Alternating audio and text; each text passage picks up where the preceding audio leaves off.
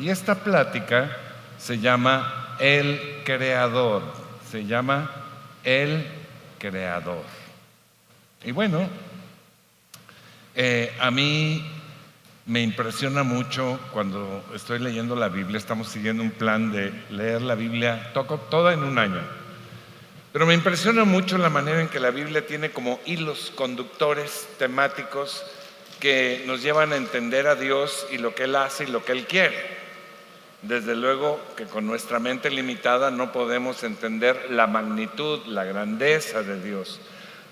Pero hay cosas muy concretas, muy claras, que Él nos quiso explicar. Y una de ellas es la creación de todo. Y hay varios pasajes que nos lo detallan. La primera afirmación de la Biblia está en Génesis capítulo 1, versículo 1. O sea, el primer versículo de la Biblia. Dice así: en el principio creó Dios los cielos y la tierra. Fíjate, de creer o no creer esta afirmación depende toda la cosmovisión de cada persona. La cosmovisión es la manera en que una persona ve el mundo, ve el universo, es la manera en que una persona interpreta y le da sentido a todo su entorno.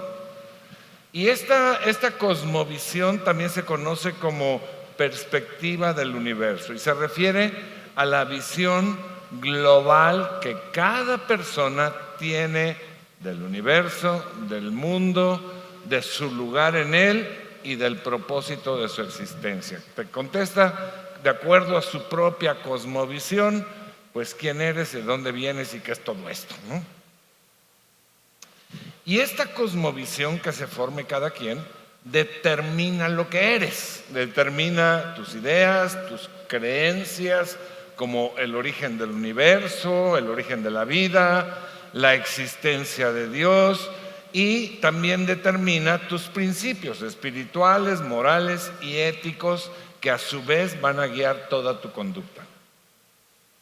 La cosmovisión cristiana, o sea, este ver genérico del universo, se basa en la creencia, pues, de un Dios creador y en la revelación divina a través de la Biblia, que nos habla de un propósito, que nos habla de una identidad, que nos habla de un Dios salvador personal y nos habla de un destino eterno. Cualquier otra cosmovisión cree cualquier otra cosa.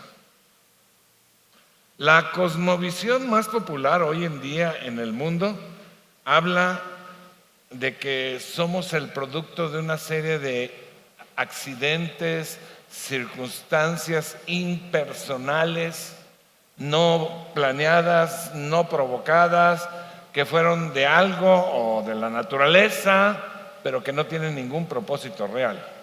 Y una de las expresiones de esta cosmovisión natural es la famosa teoría de la evolución.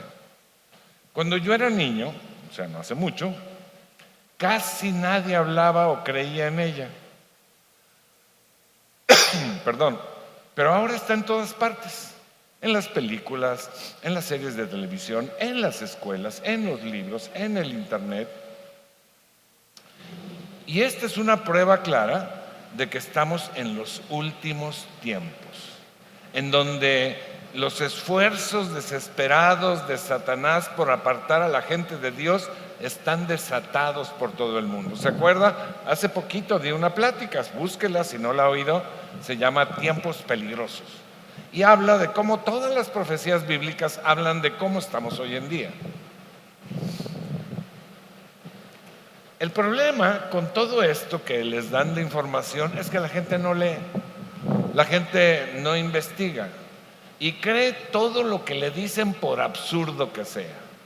Y algunos de los que leen prefieren cualquier opción antes que a Dios por su corazón endurecido. Mi papá fue un gran hombre en todas las áreas. Desde luego que no fue perfecto, pero sí fue un gran hombre, gracias a Dios. Él nació en Frontera, Tabasco, y dejó su natal pueblo desde que salió de la primaria para ir a la Ciudad de México a continuar sus estudios, porque en su pueblo pues no llegaba más que hasta primaria, y sus papás lo mandaron a casa de unos tíos a la Ciudad de México y ahí estudió secundaria, la preparatoria y se graduó como ingeniero mecánico electricista. Y después estudió una maestría en física, materia que yo odié y no le entendí nada, absolutamente nada. Sin embargo, ya siendo adulto, mi papá me explicó con palitos y bolitas la imposibilidad y lo absurdo de la teoría de la evolución desde el punto de vista de la ciencia. No se metió con la fe, la ciencia nada más. No te lo voy a explicar todo ahorita, no te asustes. Lo que sí te recomiendo, a ver, pásame un librito ese, ¿quién hizo todo? Por favor, corriendo, alguien rápido. Lo que sí te recomiendo es que leas este librito, ¿quién hizo todo? Y se los leas a tus hijos. ¿Por qué? Porque tú tienes que ser quien forme la cosmovisión de tus hijos. Pasamos en los anuncios que hay una escuela para padres que se va a dar este sábado o el siguiente o algo así. Y esta escuela para padres es parte también de la enseñanza a los papás para que formen la cosmovisión de sus hijos. Pero hablando de este tema específico, yo te recomiendo que leas este librito y se lo leas a tus hijos. Está en Amazon y también está en la librería. Porque, como repito, tú vas a formar la cosmovisión de tus hijos por enseñanza o por ausencia. Un niño le preguntó a su mamá, mamá, ¿de dónde venimos? Y la mamá le dijo, pues hijo, Dios nos creó. Y el niño le dice, ¿y entonces por qué mi papá dice que venimos del chango? Y la mamá le dice, mijito, yo estoy hablando de mi familia y él de la suya. Solo te quiero dar unos contundentes argumentos científicos que me enseñó mi papá y que derriban esta teoría. Te estoy hablando de ciencia, no de Biblia, de ciencia. Número 1, la ciencia, en una de las bases más importantes, su principio de principios, digamos, dice, la nada no puede crear algo. ¿Te suena lógico? Pues la nada no puede crear algo, pero la teoría de la evolución dice exactamente lo contrario. Número 2, hay una ley de la ciencia que se llama la ley de la causalidad, o sea que todo tiene una causa, que dice que todas las cosas tienen que ser hechas por alguien más, no se hacen solitas, no se hacen por sí mismas. La teoría de la evolución dice lo contrario. Número 3, la verdadera ciencia ha demostrado que es totalmente imposible la generación espontánea de vida. Esto lo demostró Luis Pasteur, y cuando tú compras un litro de leche, ahí donde dice la marca y todo dice pasteurizado. ¿Sabes qué quiere decir eso? Que no hay vida dentro y por lo tanto no puede surgir vida. No puede haber bacterias, microbios, gusanos, nada. Ese es el principio de que la generación espontánea es totalmente imposible. No puede surgir vida donde no hay vida, pero la teoría de la evolución dice lo contrario. Y número 4, la ley científica de la termodinámica, de hecho la segunda ley de la termodinámica, dice que todo va del orden al desorden, todo va descendiendo, todo va en decadencia, no en ascendencia, pues la energía se está acabando, los bosques se están acabando, pues todo va en decadencia, no en ascendencia, pero la teoría de la evolución cree lo contrario. En resumen, científicamente hablando, el universo y todo lo que contiene tuvo que ser diseñado, hecho y llenado de energía por alguien más grande, más inteligente y más poderoso que todo el universo junto. Además, la vida tuvo que ser dada por alguien vivo, donde ya había vida y capaz de darla. Y ese alguien, ese único alguien, es Dios. Así que podemos confiar por la ciencia en que Dios es el creador de todo. Ninguna de las afirmaciones de creación de la Biblia contradice alguna ley científica. Al contrario, las confirma. Oye, ¿qué la teoría de la evolución no es ciencia? No, no es ciencia, es una teoría. Casi es una religión, porque los que creen es por fe, porque no hay pruebas. Ahora vayamos al plano de la fe, de lo espiritual. Te quiero platicar 3 puntos que son cruciales para tu cosmovisión y especialmente para que formes tu cosmovisión cristiana. Cristiana no quiere decir que pertenezcas a una religión. Cristiano quiere decir que tú reconoces a Jesús como tu Salvador. Eso es cristiano. Porque de esa cosmovisión van a depender tus decisiones, tus acciones y, más importantes, sus respectivas consecuencias terrenales y eternas. Entonces, 3 conceptos. ¿Cuántos? Concepto número 1. Dios creó el universo y todo lo que en él hay, incluida la vida. La Biblia está llena de afirmaciones en este sentido. Te doy un ejemplo. Nehemías capítulo 9, versículo 6 dice: solo tú eres el Señor. Tú has hecho los cielos y los cielos de los cielos con todas sus estrellas. Tú le das vida a todo lo creado, la tierra y el mar con todo lo que hay en ellos. Muchos nos hemos preguntado, ¿para qué creó Dios el universo?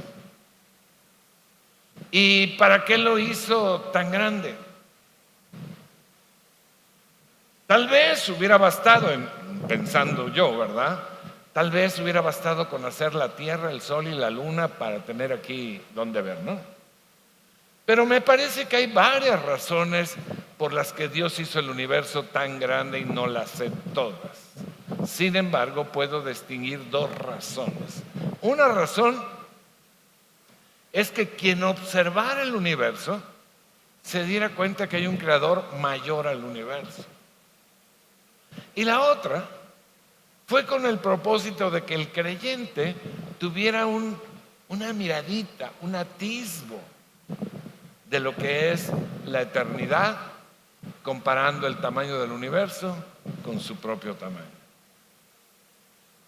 Comparando la eternidad con lo que es la vida en esta tierra, ¿no? Salmo 19:1 dice: los cielos cuentan la gloria de Dios, el firmamento proclama la obra de sus manos. Solo un necio podría voltear y ver toda esa inmensidad de masa, de energía y decir, pues se creó solita. Solo un necio. No puedes ver y decir, alguien tuvo que hacerlo. Es como si tú te subieras aquí y vieras este piano o vieras esta computadora y dijeras, pues solita se hizo. Y mira que una computadora o un piano nada tiene que ver en masa ni en complejidad con el universo. Casi todas las veces que oro, me pongo a decirle al Señor, qué bárbaro, Señor, que me impresiona el tamaño del universo. Y mira que pues ni siquiera sabemos hasta dónde llega, ni siquiera he visto un telescopio yo en mi vida, pero veo fotografías o videos o la Guerra de las Galaxias, ¿verdad? Y ahí me doy cuenta del tamaño del universo y veo que son millones y millones de galaxias con sus millones y millones de estrellas y millones de sistemas solares que a su vez tienen millones y millones de planetas. A lo mejor el Señor dice, ay, ya va a orar otra vez con lo mismo, ya, chole. Pero no creo que le aburra, ¿no? No puedo dejar de maravillarme porque si no alcanzamos a concebir el tamaño del universo, menos alcanzará nuestra mente a comprender el tamaño, la mente y la grandeza de Dios. Dios es un ser creativo y le place crear. Dios es un ser personal y le agrada tener a otros seres con quienes pueda mantener una genuina relación permanente. Los seres humanos fuimos hechos relacionales. ¿Cuántos aquí son casados? Sin pena, pues total. ¿Cuántos aquí tienen amigos, hermanos, sobrinos, hijos, nietos, papás, todos? Y nos relacionamos porque somos relacionales, porque Dios es relacional. Y fuimos hechos a la imagen y semejanza de Dios, con la habilidad de conocer, amar y tener comunión con Dios. Fuimos creados, escucha esto, para no morir. Fuimos hechos para disfrutar de todas las cosas que Él puso sobre la tierra.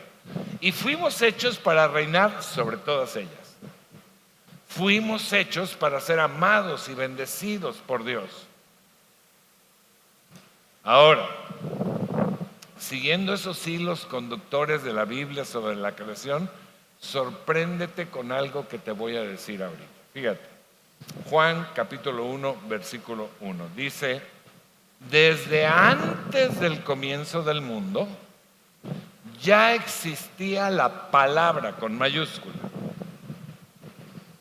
O sea, la palabra es alguien. Y luego dice, la palabra estaba con Dios. Y luego dice, la palabra era Dios. Esto quiere decir que la palabra con mayúscula es Dios con existencia eterna. Luego nos explica algo más. Fíjate, versículo 3, Juan 1:3 dice, todo, ¿cuánto es todo? ¿Cuánto es todo? Pues todo. Dice, todo se hizo por aquel que es la palabra. Sin él, o sea, sin la palabra, nada se habría hecho. Y más adelante nos explica quién es la palabra. Versículo 14 dice, la palabra se hizo hombre y vivió entre nosotros, lleno de generoso amor y verdad.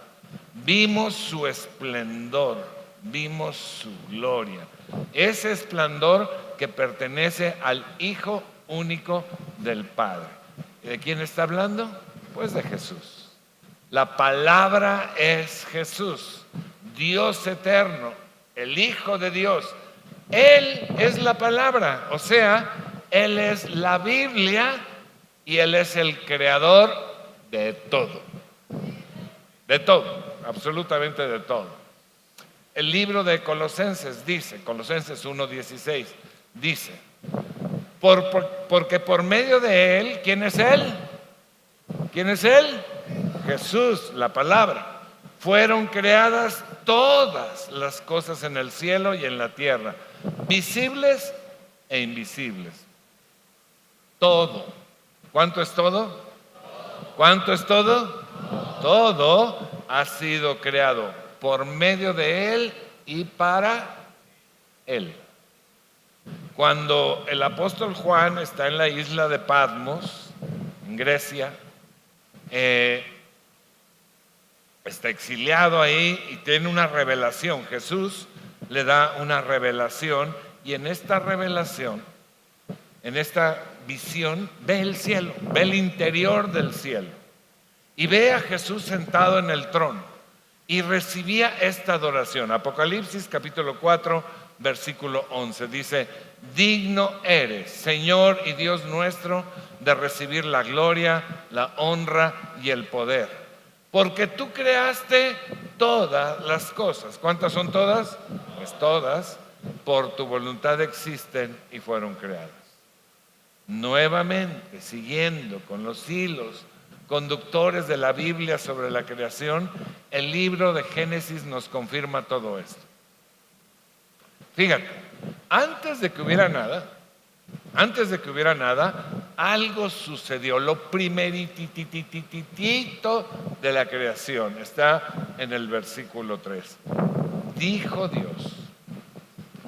dijo Dios que haya luz y hubo luz. ¿Te das cuenta? Jesús habló. O sea, la palabra habló y las cosas se crearon por su poder divino.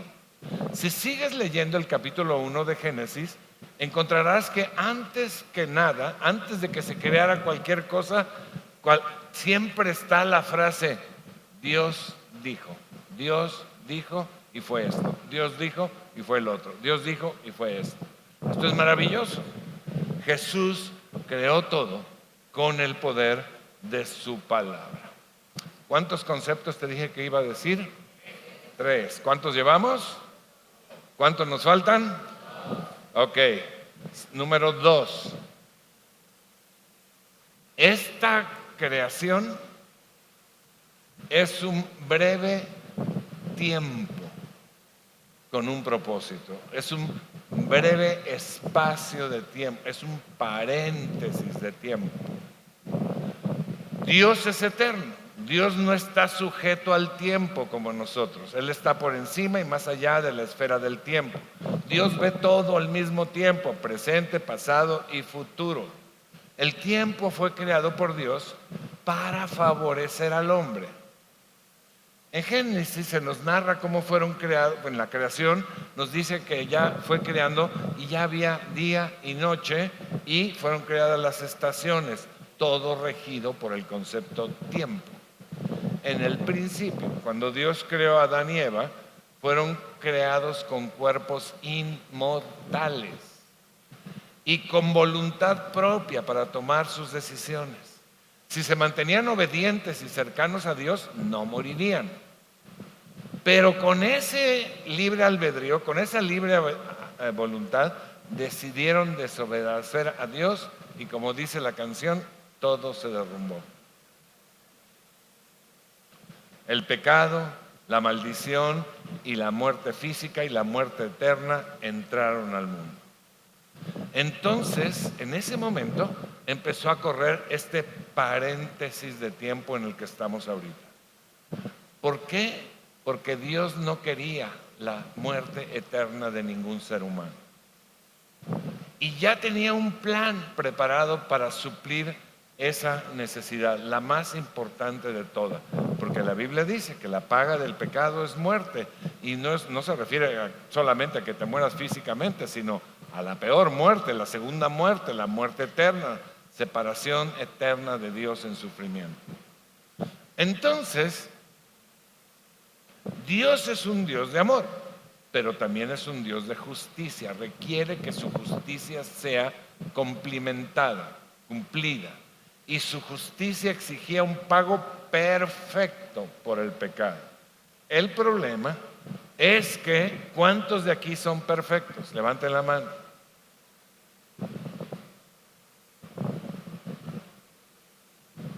¿Nada más yo? Nada más yo estoy viendo que nadie. Nadie. Así que desde Adán y Eva, Él prometió que enviaría al Mesías, al ungido de Dios, Dios mismo, cuando fuera el tiempo preciso para derrotar al pecado, derrotar a la muerte y derrotar a Satanás. Así que este paréntesis de tiempo en el que vivimos ahora tenía un propósito muy definido: salvar al hombre del sufrimiento eterno.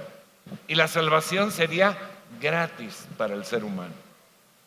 Cuando llegó el tiempo exacto, Jesús, la palabra, se hizo hombre y habitó entre nosotros, anunciando el futuro reino de Dios eterno.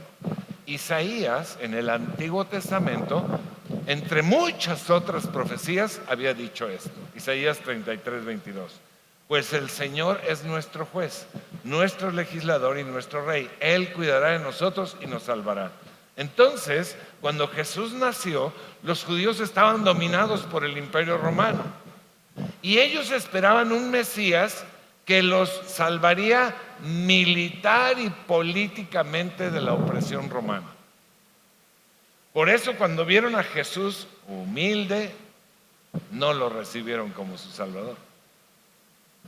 Parafraseando lo que dice la Biblia, cuando alguien le preguntó a Jesús que cuándo vendría ese glorioso reino prometido de Dios, ese reino donde Él reinaría sobre todo. Su respuesta de Jesús fue: ese reino vendrá con toda seguridad. Ese concepto que tienen ustedes de ser salvados militar, política, económicamente, espiritualmente y de todo, ese reino vendrá. Pero antes era necesario algo, absolutamente necesario. Era necesario que yo viniera a abrir el acceso a ese reino. Porque si yo no hubiera venido a abrir el acceso a ese reino, cuando el reino viniera, nadie podría entrar. Juan capítulo 10, versículo 9 dice Jesús: yo soy la puerta del reino de Dios, cualquiera que entre por esta puerta se salvará. Y Juan 14, 6 dice: Jesús dijo: yo soy el camino, la verdad y la vida, y nadie puede ir al Padre si no es por medio de mí. Así que Jesús vivió una vida perfecta y dio su vida en la cruz para pagar el precio del pecado tuyo, tuyo, tuyo, tuyo y mío.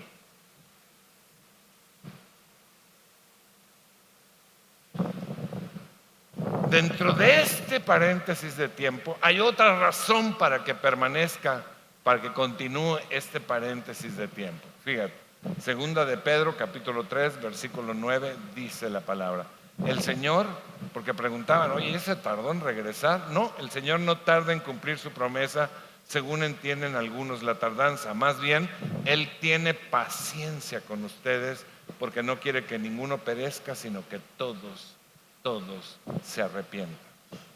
Hay que dar a conocer la buena noticia de salvación gratuita en Jesús a todos. La salvación en Jesús es reconocerlo como Señor y Salvador. No importa la iglesia en que estés, no importa la religión en que estés, siempre y cuando reconozcas a Jesús como tu Señor y Salvador. Y esa es la tarea que Jesús nos dio para este breve espacio de tiempo. Número 3, ¿cuántas dije que iba a dar? 3 y última. Bien, gracias a Dios. El tiempo se cerrará y comenzará la eternidad.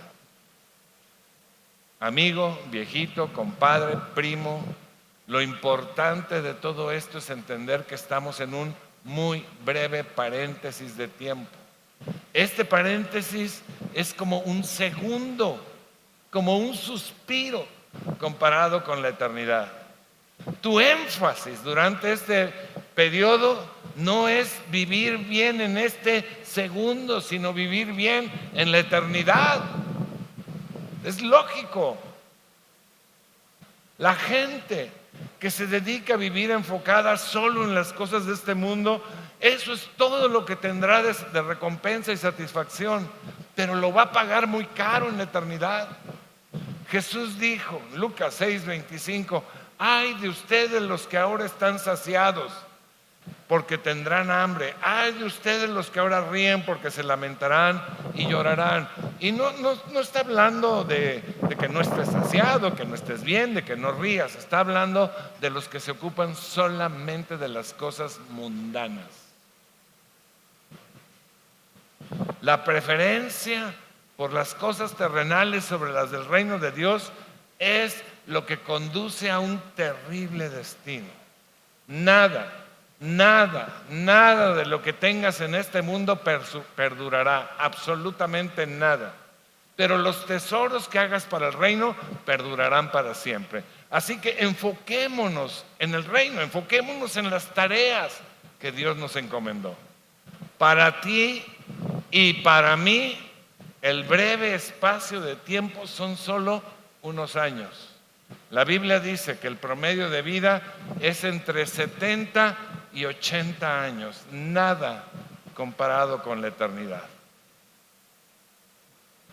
Yo ya tengo 70 años y tengo todo resuelto. Resuelto los párpados, resuelto los cachetes, resuelta la papada, resuelta la barriga, los pellejos. Tal parece que conforme te vas haciendo viejo, te vas derritiendo.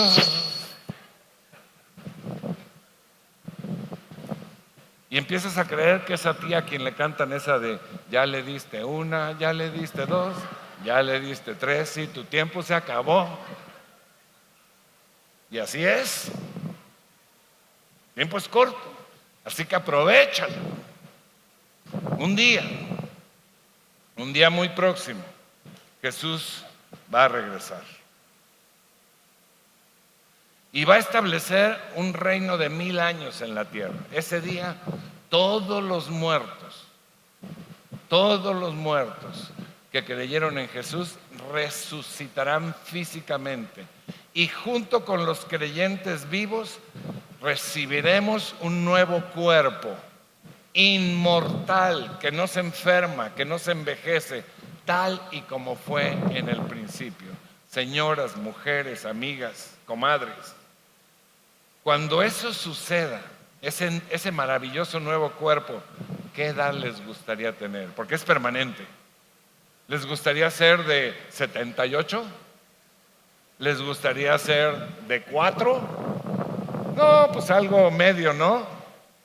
Veinteañeras, tal vez treintañeras, por ahí, ¿no? Algo así, creo yo, ¿no? Pero eso vamos a recibir. Y cuando ese día llegue, todos los que no creyeron en Jesús como su Salvador habrán perdido ya su oportunidad de arrepentirse y de ser salvos de la ira y del castigo eterno. Ya no habrá remedio. Después de ese periodo, de ese reinado de 1000 años de Jesús, el paréntesis del tiempo se va a cerrar, se acabó. Y vamos a entrar en la eternidad para estar siempre con Dios, gozando de su presencia y de todas sus bendiciones. Ese es el objetivo final del Creador, que estemos con Él para siempre. Dice Apocalipsis capítulo 21, versículo 3: oí una fuerte voz que salía del trono y decía: miren, el hogar de Dios ahora está entre su pueblo. Él vivirá con ellos y ellos serán su pueblo. Dios mismo estará con ellos. Y el versículo 4 dice: Él les secará toda lágrima de los ojos, y no habrá más muerte, ni tristeza, ni llanto, ni dolor. Todas esas cosas ya no existirán más. ¿Lo ves? Jesús, el Creador y Salvador, nos va a estar esperando. ¡Qué maravilla! El Creador y Salvador nos va a estar esperando. El que nos abrió la puerta nos va a estar esperando. Mi hermano, eso es lo que realmente vale la pena en esta vida. Lo eterno es lo que realmente vale la pena en esta vida. Lo que va a pasar pronto, muy pronto. Quiero hacer 2 invitaciones. La primera invitación es: si tú nunca le has dicho a Jesús, yo creo en ti como mi Señor, como mi Salvador, como Dios, hoy se lo puedes decir, porque esa declaración va a hacer que sucedan varias cosas.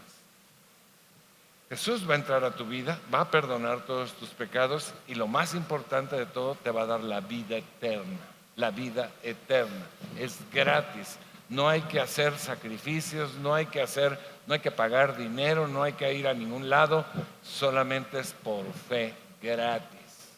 Así lo dice. Dice la Biblia: de tal manera amó Dios al mundo que dio a su único Hijo, para que todo aquel que en Él cree tenga vida eterna. Si tú quieres creer hoy en Jesús, o quieres confirmar tu creencia en Jesús como Salvador, cierra tus ojos un momento y ahí en tu mente o con tus palabras, como tú quieras, dile: Señor Jesús, perdóname, reconozco que he fallado, pero ahora te reconozco como la palabra, como el Creador, como Dios.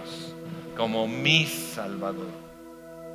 Perdóname y gracias porque con mi fe y tu acción me has hecho libre del sufrimiento eterno. Gracias, Señor. Si tú hiciste esta declaración o si tú estás aquí por primera vez, quiero invitarte a que al final me regales un par de minutos. Tenemos un salón en aquella parte de atrás en donde queremos darte un cafecito, unas galletitas, un regalito, pero lo más importante, saludar. Si me acompañas 1 minuto, 2 minutos, te lo agradeceré profundamente. La otra invitación es esta. Tenemos un espacio de tiempo muy corto, paréntesis muy corto, donde tenemos una misión que cumplir. Reconocer la grandeza de Jesús, pero también obedecer su mandato de compartir con todos esta buena noticia de salvación. Si tú quieres reconocer a Jesús, adorarlo un ratito, pues ponte de pie y vamos a adorar un momento. Si tú tienes cualquier necesidad, la Biblia dice que Él puede suplir nuestras necesidades. Nada es imposible para Dios. Si tú tienes una necesidad física de enfermedad, emocional, espiritual o familiar, financiera, etcétera, puedes pasar aquí al frente y tengo un equipo entrenado que va a orar por ti. Las personas de este equipo no son Dios, son personas que Dios usa para darte una bendición, para que Dios haga una obra en ti. Así que si tú tienes una necesidad, puedes pasar aquí al frente y va a haber alguien. Vamos a levantar nuestras manos y vamos a empezar a adorar. Alex, Luis, es el pasador. Empieza tus manos a adorar, a reconocer al Señor Jesús. Empieza a reconocer la grandeza de Dios. Empieza a reconocer quién es Él. Empieza a reconocer al Creador, al Salvador. Empieza a clamar.